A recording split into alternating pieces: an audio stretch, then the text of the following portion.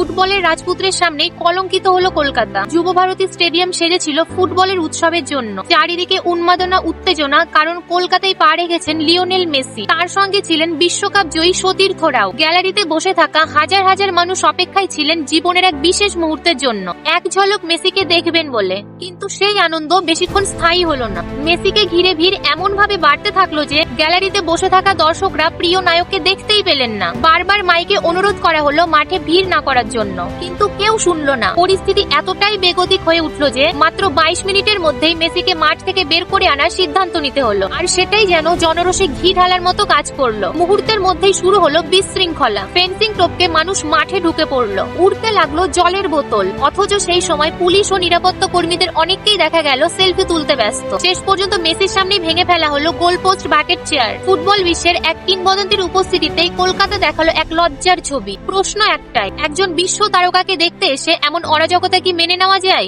আপনাদের মতামত কমেন্টে জানান।